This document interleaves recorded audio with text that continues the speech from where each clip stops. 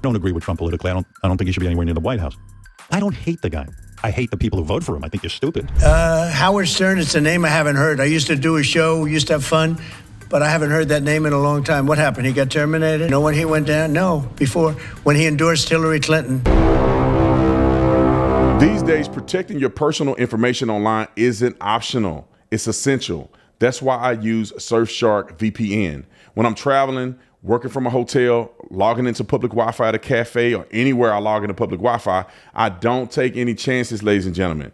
Surfshark encrypts all of my internet traffic so no one can spy on what I'm doing, steal my information, or target me with invasive ads. And I took a step further because I decided to use Surfshark One, their all-in-one package. It includes Surfshark Alert, which monitors my emails, my credit cards, and my IDs for data breaches.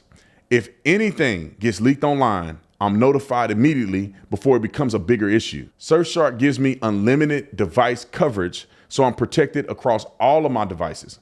And with servers in over 100 countries, I can access content securely from anywhere in the world. So all you gotta do is visit surfshark.com/Tatum or use code Tatum at checkout to get 4 extra months free plus a 30-day money-back guarantee. Again, all you gotta do is go to surfshark.com/Tatum, protect your data, protect your future. Howard Stern has been kicked off of his show, probably just like everything else, all these anti-Trumpers that just trumpeted Trump, blaming anti-vaxxers and just getting everything wrong. His $500 million contract is set to expire soon, and they will not renew. And so when I say he's kicked off, it's because they won't renew his contract. Now, he's been on the air for 20 plus years. I was making $500 million to be talking. Maybe one day I will. But y'all remember Howard Stern. I mean, you know, Howard Stern obviously is a legend on the radio, but for some reason he got weird. You know, the anti-Trump stuff, the blaming the anti-vaxxers, and he got what? Kamala Harris on his show. It just didn't age well for him. No pun intended. I've got an entertainment-based question for you. A few weeks ago, Stephen Colbert announced that he was leaving his show. Howard Stern announced that him and Sirius XM Radio are parting ways. Do you think the hate Trump business model that's been in the entertainment business is going out of business because it's not popular with the American people? Well, it hasn't worked, and it hasn't worked really for a long time, and I would say pretty much from the beginning. Colbert has no talent. I mean, I could take anybody here, I could go outside on the beautiful streets and pick up a couple of people that do just as well or better. They get higher ratings than he did. He's got no talent. Fallon has no talent. Kimmel has no talent. They're next. They're going to be going. I hear they're going to be going. I don't know, but I would imagine because they get, you know, Colbert has better ratings than Kimmel or Fallon. You know that. Howard Stern, it's a name I haven't heard. I used to do a show, we used to have fun, but I haven't heard that name in a long time. What happened? He got terminated? Yeah, they're going to separate ways because I think what they're offering salary-wise is real low than what he's getting. You know when he went down? Whenever you want. You know when he went down? No, before. When he endorsed Hillary Clinton, he lost his audience. Right. People said, give me a break. He went down when he endorsed Hillary Clinton. Mr. President. So let's go to the clip. We're going to go to the clips. Claims that Trump claims that Trump despises Trump voters or despising his base is something he said. And here's a clip of it. Wrote a clip. In all of this is the people Trump despises most love him the most. Go look at Mar-a-Lago, see if there's any people that look like you. I'm talking to you in the audience. The Trump voter who, you know, idolizes the guy, he despises you. Next one.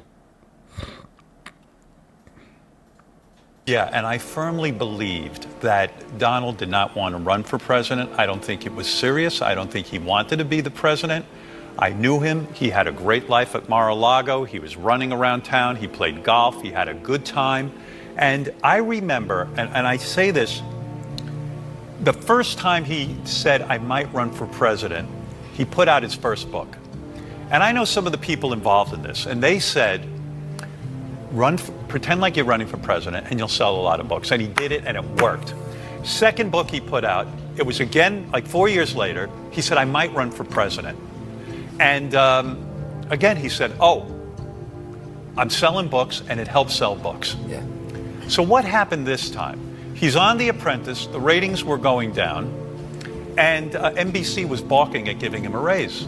So what did he say? I'll run for president, I'll get a lot of press. And I really believe that this was a gimmick to get NBC to raise up his salary and to keep The Apprentice on. Well, and I would bet the farm on that. Now, of course, he would say that. Now, is that a possibility? Yeah, it's possible that Trump did that. Is it plausible? No.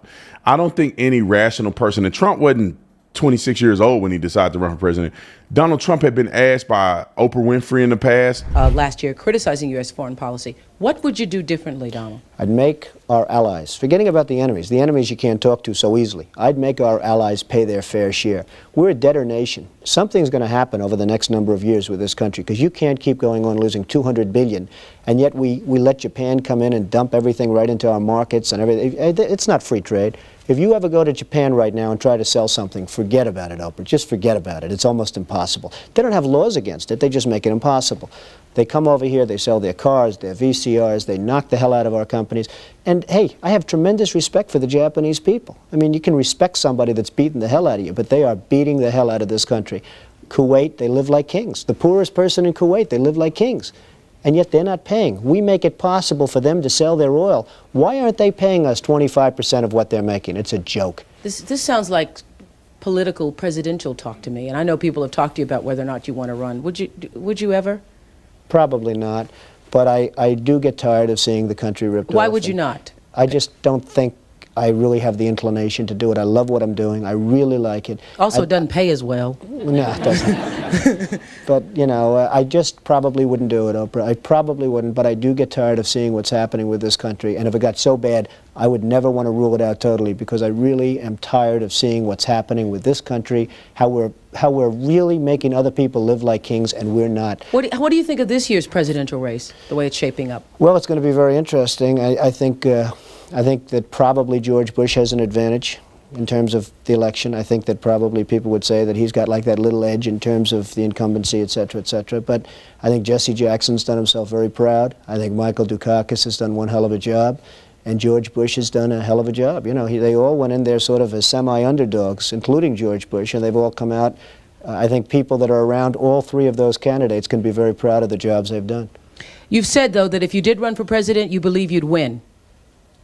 Well, I don't know. I think I'd win. I tell you what, I wouldn't go in to lose. I've never gone in to lose in my life. And if I did decide to do it, I think I'd be inclined. I would say that I would have a hell of a chance of winning, because I think people, I don't know how your audience feels, but I think people are tired of seeing the United States ripped off. And I can't promise you everything, but I can tell you one thing. This country would make one hell of a lot of money from those people that for 25 years have taken advantage. It wouldn't be the way it's been, believe me. She brought it up, not him, that would he run for president? And it's a very honorable thing to do, but it's very challenging. And I think Donald Trump knows that it's challenging.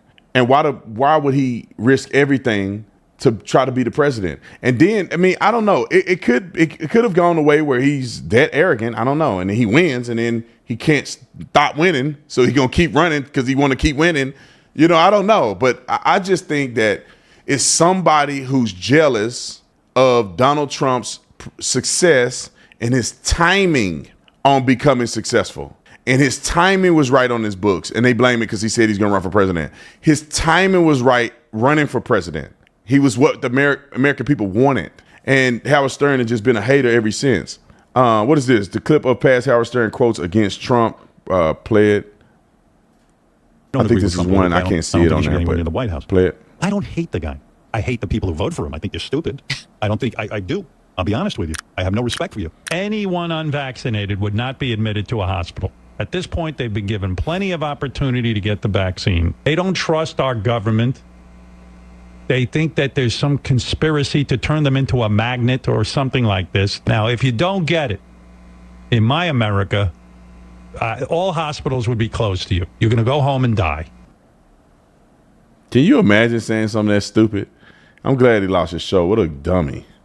All right, video 4. Not only were you a star football player, but you were a lifeguard. I mean, you really, and you were the only white guy who was lifeguarding in this black community, right? Yeah. I mean, you were the one guy. I was. Your family is pretty, again, this goes to my point about, you know, the president is the father of our country. That's something we all say. And I think your family is so extraordinary because of the way they've conducted themselves and how they are with you, that I feel you have a lot to give to the presidency. These are my feelings. It's pretty amazing family. And I'm proud of it. I submit for your approval that when you have a loving family like that, you got a lot to give, because you get so much from them. You're the kind of leader I love, because we're lucky to have you in the Oval Office and serving as the father of the country. I can't listen to it no more. I can't listen to it no more. Let's play the last clip of Mr. Blackface. They'll throw you away. They'll burn you down, throw away the key if they found you doing this. But when they do it, it's fine. And they act like they never did it. Roll the clip. Everything I'm going to say here tonight, so it's all right. Ain't that right, you smelling? I didn't write that. Well, you is a smelling. I want y'all to know he said the your N-word. New Year's Eve party there. You're not tired of this. And don't be racially offended, cause Whoopi done wrote them for me, okay? Here we go. Go ahead. Black hole. Black hole. You're gonna love this. Hey, look at that. What do I loves most about the Whoopi? Oh, yeah. Such a great timing. Hey, Robin, what does you call a black rocket scientist? I don't know, Dad. Whoopi wrote it. Whoopi wrote it. Hey, did you happen to notice this? No, what this is that? This here's my mother, Mama Dancing. Why, she done working blackface too. She must be very proud. Yeah. Now I know you really love me, Ted. You the man. I tell you, you the man. What done happened to Sherman's career? It's really over the end. I want you to give us a kiss, you smelly cockhead. I love May you. I say something here? Mm-hmm. Oh, you can say whatever you want, you smelly. Whoopi wrote that. That's it, Ted. You didn't know I was going to say that. Whoopi had no chance to write it. I don't accept that kind of language. You can call her whatever you want, but you don't talk to me that way or I'll leave. Well, don't let the door hit you on your big black mama on the way out of here. Now, where was I? Now imagine doing that today. Woo! They might kill you. They may hang you from the Capitol building. Like, but these people get away with it, and they act like nothing ever happened, and then they virtue signal as if everybody else is the problem, except for them.